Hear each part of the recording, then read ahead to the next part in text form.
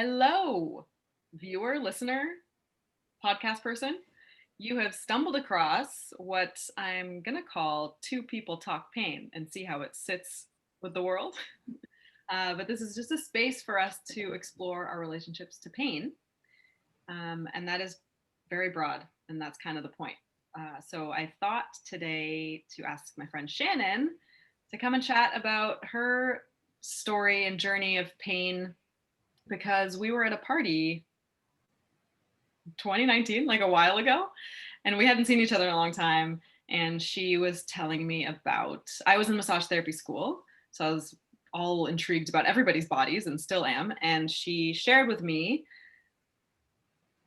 a story about her wrist injury, canoe tripping, like a repetitive strain injury that then turned into what's called allodynia, which is where we have like a very heightened sense of pain. Like the stimulus doesn't match the response.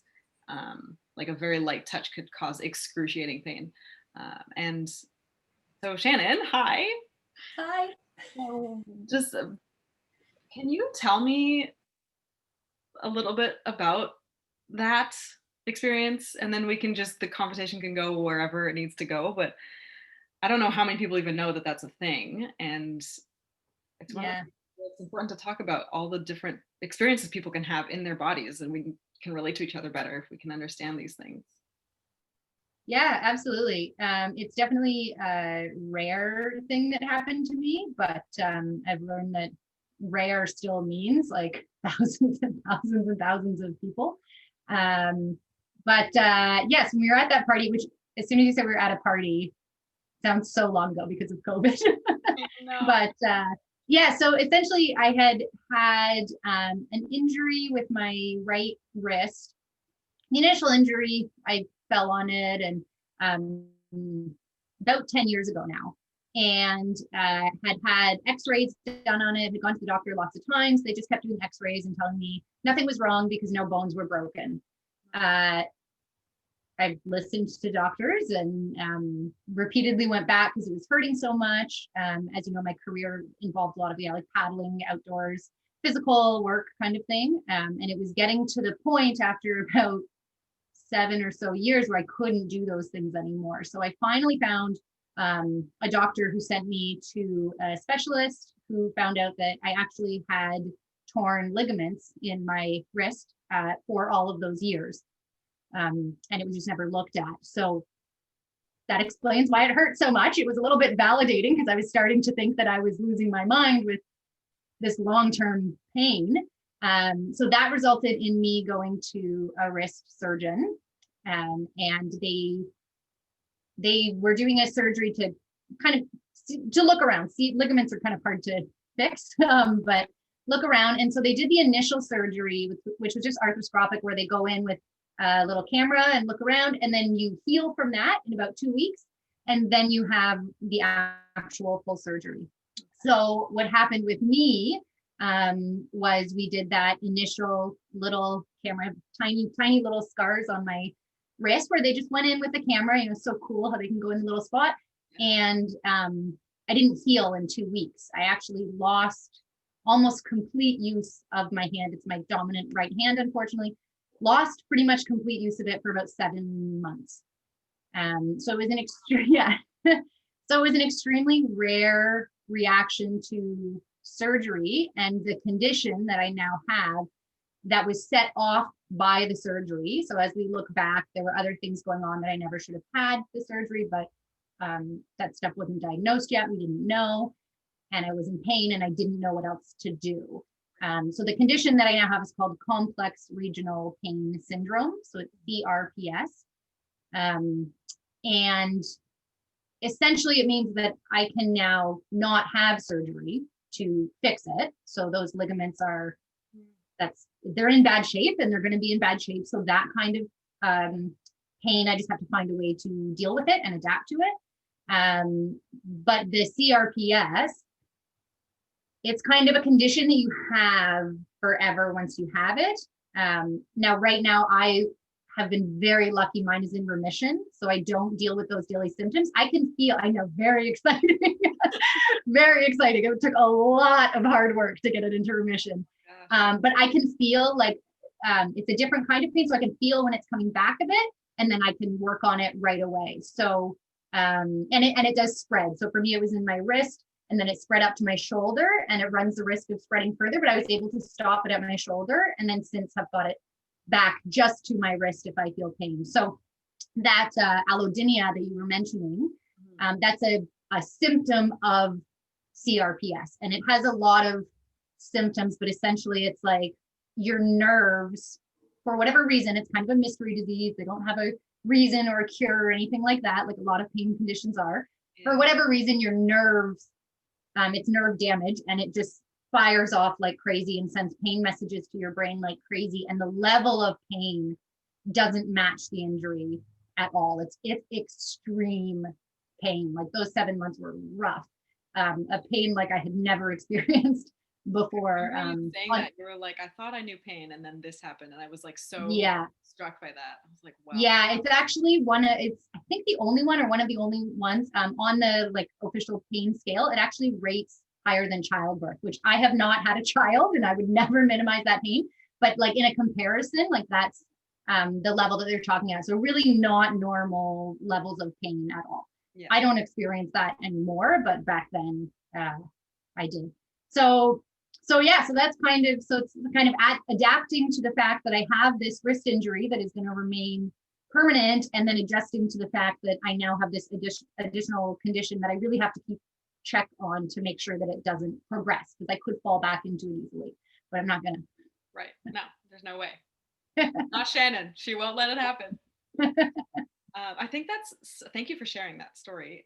I find it like, I think this comes up, I know it comes up so often that people have symptoms like this, not like your symptoms, but like general symptoms. They feel things in their bodies, and someone is like, there's nothing wrong with you. Yeah. And that comes up so much in the pain science world and like the body work world, where people like, yeah, you start to lose trust in what you're feeling because the doctors are telling you a thing, which, yeah, like respect to doctors, and obviously they do wonderful things, but like we don't know a lot about pain, honestly, or the brain, or how nerves, like we know a lot, but we don't know a lot. And so like that's just such an interesting thing to hear you say, that you were getting to that point of like, no, like I feel this pain, why aren't you telling me what's wrong? Yeah. And I think a lot, like I really didn't think, I mean, you with your background, of course, you would think of like all the muscles and tendons and ligaments and cartilage and all these things. Right. I really, as somebody who had never had major injuries before that, and like I just think broken bone. And so when the doctor tells you the bone is not broken, so it feels so silly to say that out loud now, because I'm like, obviously there's other things going on. But you have trust in your doctors, and they tell you nothing's wrong for so many years that, I definitely started to question myself. And then you get this weird pain condition, this CRPS, which certainly for me, like I really researched it and dove into the academic side of it to kind of harness it. And I was not going to let this take over my life. But if you don't, like me doing that allowed me to have some certainty in what was going on. Right. Because as soon as you hear it, like, it has a neurological feature to it. And as soon as people hear it, they think, oh, it's in your head, oh, the pain is in your head. Right. And there is a connection, right? As you know, there's a connection for sure. And your behavioral and your emotional responses tie into that. But it's like I have torn ligaments in my wrist. Like there's a real injury going on. And the CRPS itself has, of course, physical, I don't know if I would call them manifestations, because they're not fully caused always by the behavioral or emotional thoughts, but like that connection is there, but it's not everything. Mm-hmm. Yeah, that's so interesting. And yeah, like having to just take your health into your own hands and be like, I'm gonna go research this. Like that was huge. That was huge. And actually I actually found CRPS, like a doctor didn't tell me that I had CRPS. And then I found I mentioned it to a doctor, and oh, no. And then I found a CRPS advocacy group in Canada, and I contacted them. And I wasn't functioning at this point. Like I wasn't working. I couldn't make food for myself. Like I couldn't do anything for a long time. And when I contacted the advocacy group, they connected me with doctors and specialists who knew about this condition, because I can't I can't just go see like a physiotherapist. I need a physiotherapist who specializes in that condition or things like that. So they had this network and these people who I was so lucky. Often it's like a 2-year wait list to get in for a lot of things. And I just got in early because I went through the advocacy group. So that, like, me exploring everything and advocating for myself and connecting with other people, I think was early on like the main player in me being able to get a handle on things. Wow, that is many things, like surprising and Yeah. and good for you. Like, wow. Uh, I did want to go back. So something you said before we started recording was that Yeah. you before this had no. You're like, I had no pain, really, like, Oh yeah. whatever, like, because I'm so curious, kind of like we chatted about before, and how. I guess, yeah, I guess, like, what was your relationship to pain before this, and do you have any sense of where it come from? Like, for me, I feel like I'm like, oh, I have this high pain tolerance, but I don't honestly, when I think about it, know what that means, especially because what compared to what? But my Right. mom always said that. And I'm like, did I just kind of pick that up? And, like that kind of thing. I'm wondering if you have any sort of sense of, yeah, like what pain was like before this. And if like any sort of childhood or Yeah. Um, coping yeah, mechanism. like I said, I've never broken a bone or anything like that. I remember, like, I guess the biggest thing as a kid, I was climbing and I fell and I, like, my teeth cut into my tongue. And I remember that being very painful. But it was done in a few days. But I would say that when I was in high school, like figuring out who you are and your whole like identity crisis that you go through as a teenager, I found like comfort and coping. And so I found everything in the outdoors industry, which has been my career. Yeah. And I was always this like bony, skinny kid with like not an ounce of visible muscle on me at all. And I found that pain became actually, a positive pain became a big part of my identity because I tied it into, I remember like the first time I carried my own canoe when I was 15 and it hurt. And I think I cried. Yeah. And, but I remember feeling that, I remember a clear like association between that pain being like, oh, like I like this, like this makes me feel good. And as somebody who never would have been like visibly perceived as strong, physically strong, Yeah. being able to do physical tasks was a really big deal to me. And it changed the way I perceive myself, which then changed the way other people perceive me and all that kind of stuff.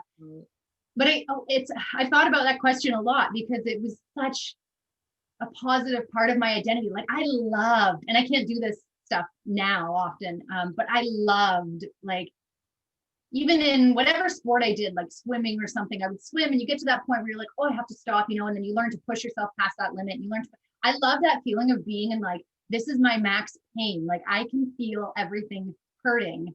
Right. Cool, a little bit more. Yeah. And I try to always get it 2 more times. So, I always hear, I've never been somebody who like goes to the gym and works out in that way. I always work out in the outdoors, but I always hear people from the gym, like they're always talking about the burn, Right. like that burn.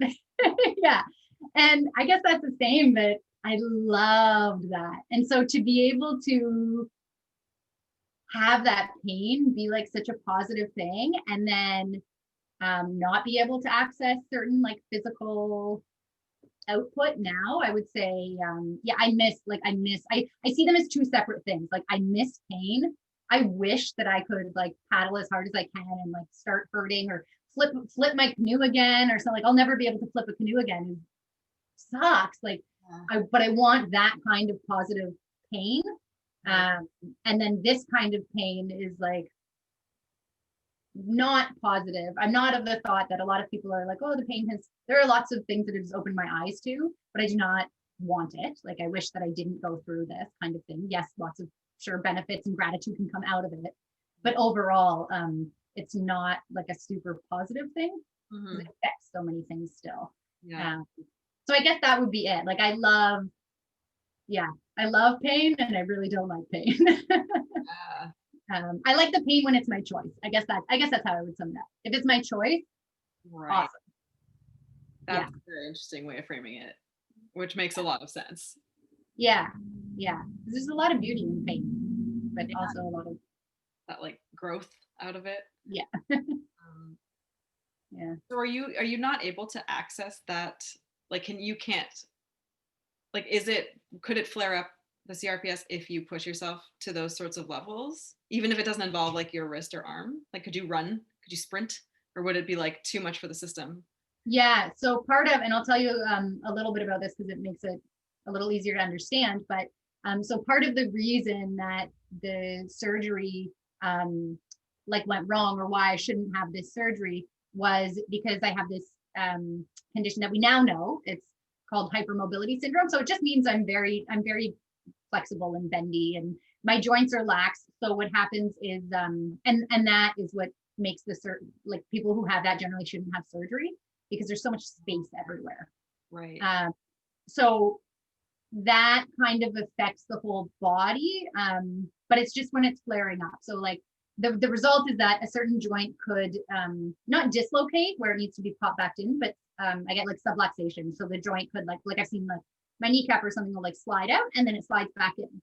Okay. And then it's fine, but you just have to deal with the pain for a few weeks after that. Yeah. And then if nothing's going on and it's fine. But if sort of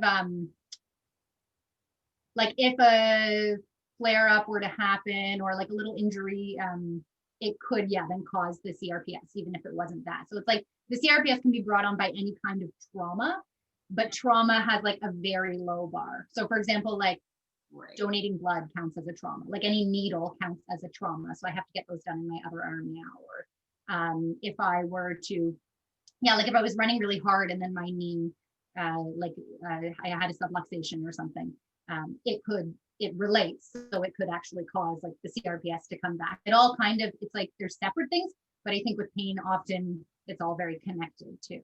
Right. So I can't, there's nothing that I can do. Like, I can still do things, like I can go biking if I have like a brace for my wrist or things like that, but not at the like level that I used to, which maybe was like a little extreme as well. Like maybe like it's for me to tone that down maybe is okay anyways. Right. That's interesting. Do you have management, like what are your coping tools now? It sounds like, like it's centralized again, and it sounds like it's so like amazing that you can speak about it so positively. I'm sure that that's not always like I feel I connect a lot with you, because I'm like, yeah, me too. That burn and push yourself. Yeah. And I find myself just naturally not doing that as much. Maybe it's a age thing, I don't know, but to have that taken away is just like, I feel that a lot, and that's the hardest part for sure. And I'm so curious if you're willing to share like what kind of coping mechanisms come with, because we all differently, but you have such a specific, like, you've figured something out about your body, many things you're on this journey. Yeah. In terms of coping, it's funny because you do, like, my level of body awareness now is insane, which has its pros and its cons. Like, it's pros because I can see the tiniest warning sign and get things in control. But also it means you like see and feel and sense like everything way more than you need to. So in a way, like, your nervous system is kind of like hypersensitized, which is hard to relax sometimes. But in terms of coping, I'll be honest, like, it took a long time, and I don't think I'm there yet in terms of like the CRPS. In terms of the, I guess, coping in terms of the physical symptoms, I know what I need to do. So for CRPS, it often feels like in my wrist when it's starting up, I have regular pain. So like, I don't have movement in my wrist. This wrist can't move back any more than that. Okay. And it can only move forward that much comparatively. So certain things, I can't, like, opening a jar is really hard for me, like a can or something like that. I've learned how to do a lot of things in my left hand. But in terms of like the physical coping, with the CRPS, it feels like I'll feel it come up. It feels like there's a fire like deep in your joint, but like it feels like it's on fire. Like I have to look at it sometimes and be like, is there a fire? Like it's very strange. But I'll use like the basic like heat and ice. The allodynia where you couldn't touch it at all, causing extreme pain, like eating my sleeve or something like that. I will force myself to make that not get worse. I have to sort of like put myself through it. So I will like very gently touch it or put a bit of lotion on or rub it, and it will make me nauseous. Like it's a very uncomfortable experience.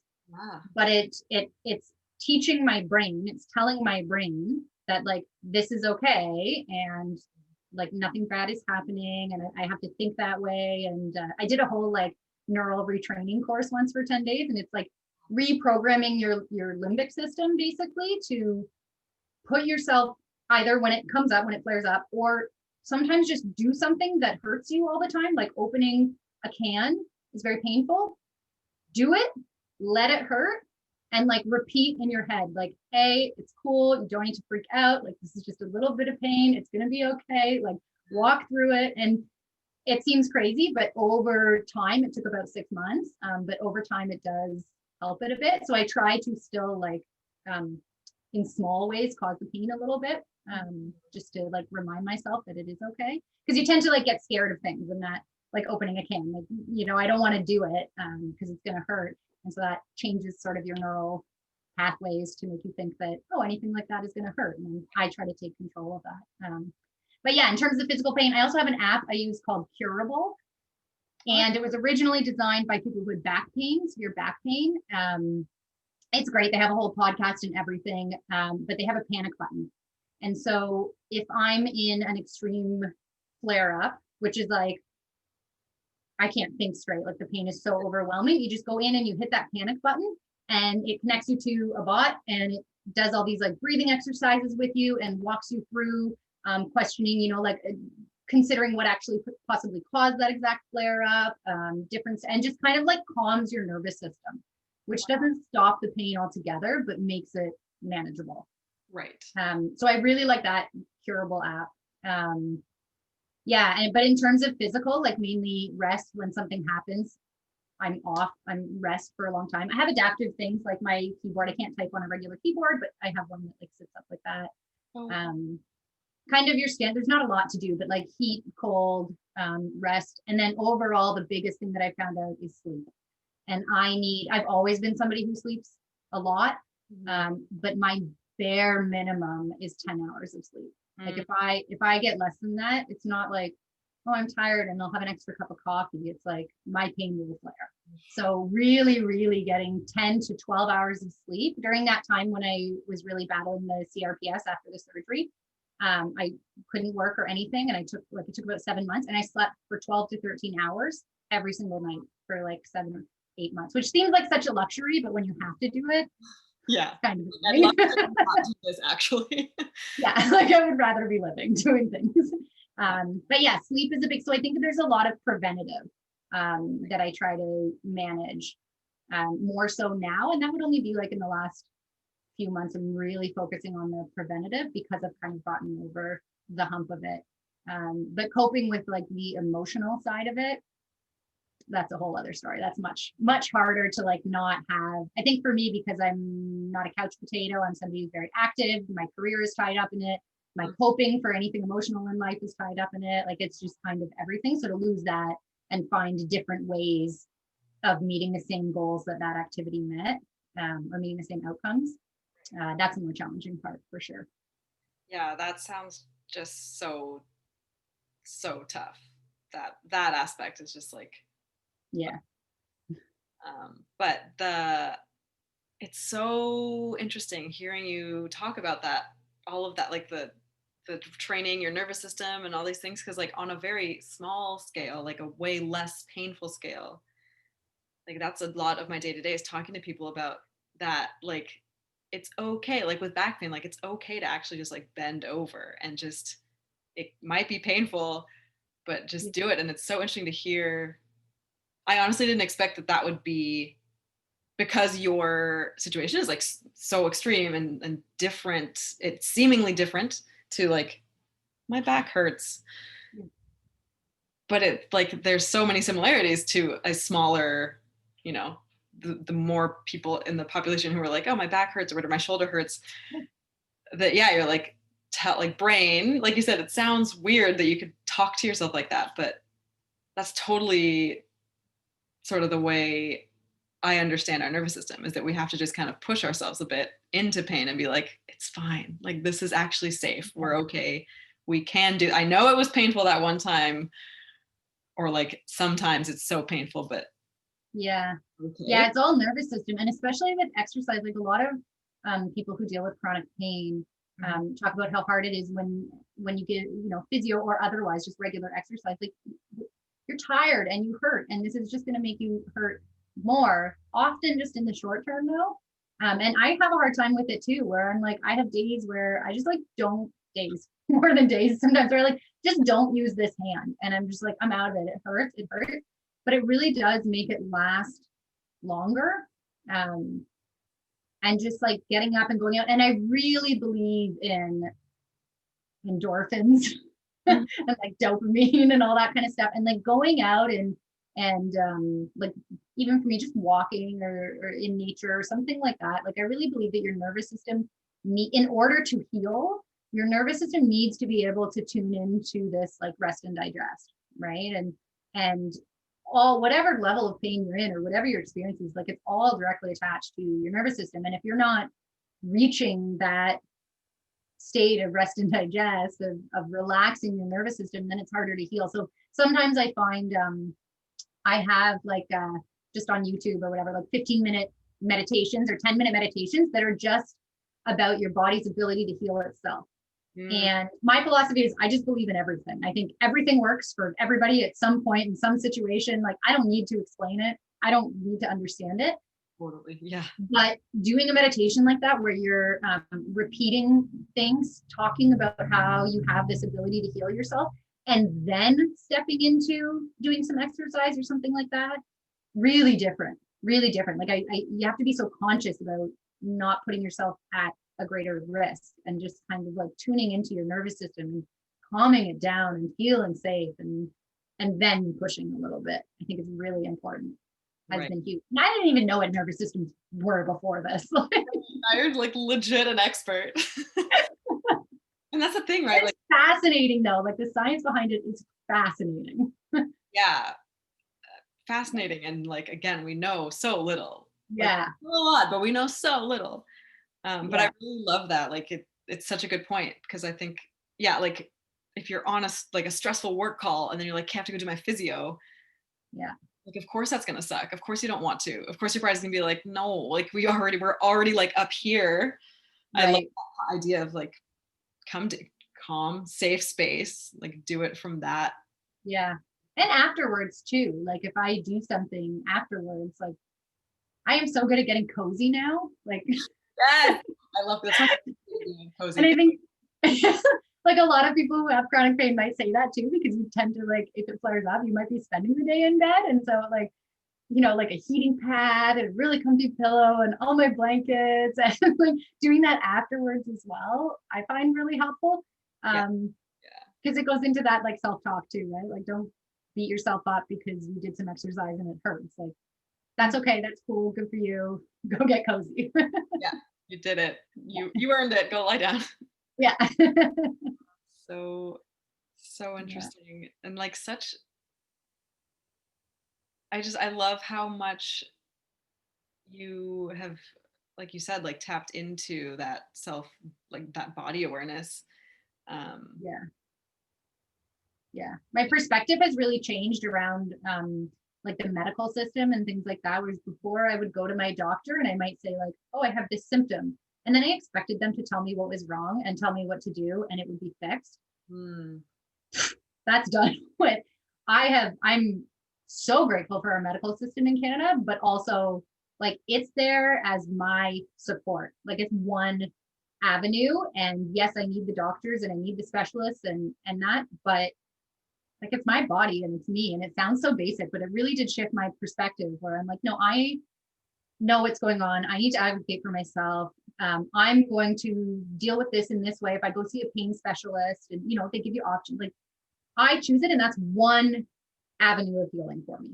Mm-hmm. But like, there's so much other stuff going on. And I see the doctor, in the hour that I'm in the appointment with them.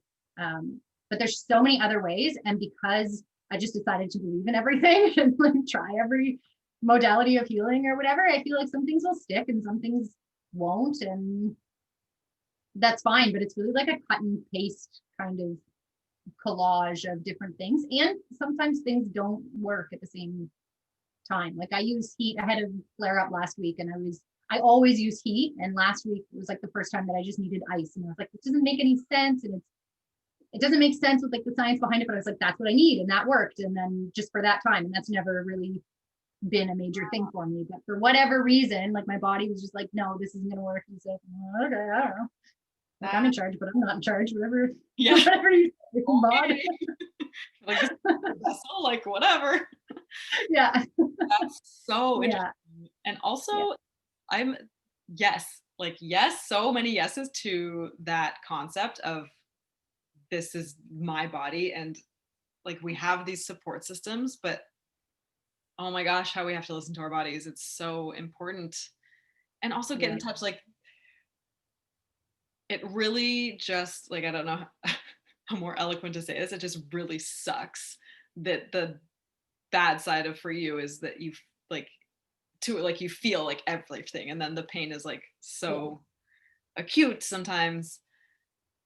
And also it's like such a lesson for everyone to just like, but how beautiful to be actually aware of what's going on. I think so many people live their lives like not feeling anything, and then going to doctors and being like, this everything hurts, I don't know, or whatever, and not actually being able to have these more informed conversations, which isn't even like do a million hours of research. It's just like listen to what's going on in here, and like advocate for yourself because you are right. Like you knew something was wrong. Like you knew, they're like, this isn't. And how many people, like it's so rough. Like it's just to have to do that sucks, but also like you said, all these different support systems and different avenues are great that they're available. We really need to like kind of see them all too. Yeah. Yeah, for sure. And I think you get to a point too where like especially during those 7 months, but still now, like the sleep thing, like it might mess with a social event that I want to attend, or certain like a huge part of my social circle was doing these like hardcore outdoor wilderness trips that I can't do anymore. Or if I'm paddling, like I have to be the princess in the middle of the boat, and it's just like anti my personality. But you get to a point, I think I'm just like starting to get to the point. I don't know what comes after, but where that's fine. I sort of was fine with it in terms of like the physical part of it before, but emotionally now, like I'm kind of fine with missing something if I know that it's going to be better for my body, just because I have to. I wish I didn't have that, but it's kind of non-negotiable. Like I just know now, if I get a couple of nights where I'm like going to bed too late or something like that, I know I'm going to have a flare up, and it's never worth it to do the other thing. So it's like, it's unfortunate that you're always kind of making those choices. And people with chronic pain talk about like spoons or their battery power running low or things like that. And you have to make those choices. But like the payoff is so good to then not have a flare up or not be in pain, and to know exactly what's going to cause certain things, or in the alternative, to know exactly how you need to be accommodated in those situations. Like what you just maybe need to change something about it to make it work for you. But to just, it's like there's real clarity around that kind of stuff now. Whereas before, it made me really angry for a long time, and it does sometimes, just to miss out on things so often, or your social relationships change or things like that. But it is really cool to like get to make that choice to miss something for the sake of your body. It sounds so lame, but but it is really neat to like have that agency over taking care of yourself, I think. Even if you'd rather do the other thing, it's cool to know exactly what you need to do to be okay. Sure, that's such a nice reframe. and it feels very like COVID-y. I feel like I've had a lot of conversations with people lately about how COVID now gives us the excuse. You're like, I just don't have the spoons, Yeah. or don't, because this is like a large scale trauma for all of us. Like, I just don't feel like it. And all of a sudden, everyone's like, oh my gosh, that's totally like, you don't have to make an excuse Yeah. to not do a thing. You're like, I just need sleep because this all sucks. Yeah. And actually, as you say that, maybe that's what's made it easier for me recently is that I'm not missing out on as many things because Yeah. people aren't doing it. Like everybody's kind of having to choose not to. Maybe that actually is part of it. And that's been like a silver lining of COVID is that, yeah, everybody kind of gets what it's like to not be able to do certain things right now. Yeah. And And I think for COVID, like a lot of people who do spend time at home or who want to work from home or have been or have that kind of like high level fatigue or things like that, in a way, it's a little bit less of an adjustment. In a way, for some people, be careful about saying that, but like, yeah, for me, that might be one of the benefits of it. Not that you're all missing out. I think I don't want you all to either, but it's easier when but I'm not the only one not going. it's fair. Yeah. Well, this, I want to say, I'm going to sort of wrap that up a little bit, but I just appreciate so much you sharing all this and your story. And it helps, like, it helps me so much to hear these stories because I'm like, oh my gosh, like, not that I ever thought I could know what someone else is going through, but we just can't, I can't know what that feels like. I do not know what allodynia feels like. I can't imagine. I can sort of imagine, but I can't. I'm sure I can't. And Good. so it's very helpful to hear you talk about it and to hear the reframings. Like, it's so interesting to hear you be like, before this felt this way, and after now it's this way. It's like it just builds a lot of empathy in me for people, like for anyone with any sort of chronic pain or any pain at all, really, which I have as part of the reason I chose the career I have. But it is like day to day very interesting to hear how people talk about their pain. It's like, yeah, there's nothing, like you said, like we can't know what it's like for someone else or for, yeah. So thank you. Yeah. Really appreciate Yes. Well, thank you to you too for having these kind of conversations. Like as soon as you said you wanted to talk about pain, I was just like, oh, good, more people talking about this because it's like completely opened up the window to me of how many people in my own social circle, like people wouldn't know this about me. It's invisible, right? Like it. Right. lots of people don't know that this is all going on for me every single day. Yeah. But to have like these conversations happen, you realize how broad it is and how many people are dealing with something like this and coping. And especially in your profession, like the more like healing practitioners in general who take the time to learn about this, oh, I'm so grateful. And I will tell you that now I'm not in Toronto, so I can't come be treated by you. I'm sorry, but I did start seeing somebody out here, and they brought up the idea of preventative massages, which I had never like considered, and now I'm like, well, obviously. So I've signed up now, and I'm doing them every month, and someone who is great, and yeah, just like that level of like taking care of the basic stuff so it doesn't elevate into something else. So thank you for like opening your awareness on this too. Oh my gosh, absolutely. And I am so on board. It's like people come and they're like, everything hurts. This is the Yeah. worst. I'm like, I just so wish you had come sooner. Yeah. Like, also, I don't know, like we can only do so much outside of what we do for ourselves. And it is, yes, again, yeah, like part of this conversation around pain, it's like these little nuggets of like, oh, I don't have to wait. Oh, body awareness is important. Oh, okay. Like all these little things Yeah. are great. Yeah. I do have one closing question, which I'm really Sure. curious about, I mean, with everyone, which is why it's a closing question that I'd like to ask all the people I chat with. But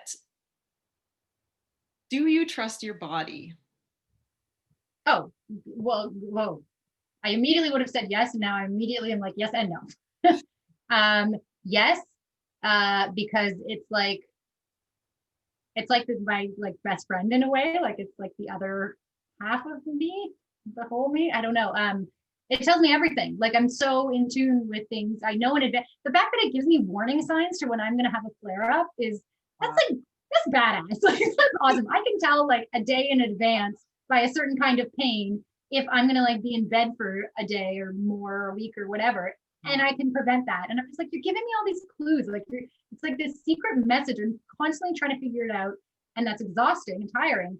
But like, thanks. Like it's so cool that I get all this build up to something happening, and then when it happens, that I know now what to do with it. Like it still sucks. I don't want to spend the day in bed, but it's just cool that I have that control over it.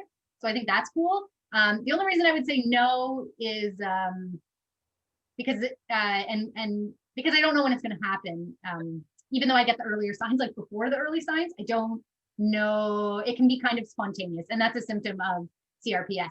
It can be a very spontaneous pain. So it doesn't always necessarily correlate to you did this wrong, you get the pain. Sometimes it's just like, warning, you're getting the pain, and you're like, what? I've been good, or something like that. Not 12 hours. Stop it. Yeah, like not cool. But overall, yeah, I would say. And I trust this wrist because like it doesn't move and it doesn't bend, but like the fact that it doesn't go farther than that, like when I paddle, if I were to be paddling, like it would tell me when, like it would stop it from bending back. There's ligaments are not holding it together, but something is like holding this together. Like it's working somehow in a weird adaptive way. Wow. So that's kind of cool. Like, yeah, my body is pretty, like, it's cool. Cool. Cool. It's cool. It's weird. And like a little, some wacko things are going on in the nervous system, but yeah. It's overall, like this stuff is, and the more I've learned about it, for me, like I love academics and learning, and the more I've learned about it, the more I'm like fascinated by our body's ability to heal and mess things up. Totally. What a beautiful wrap up. Yeah, great question. I've never really thought about that. Great question, though. Yes. It makes me feel good now that I feel good about my body now. Your body's a badass. You're a badass. Yeah.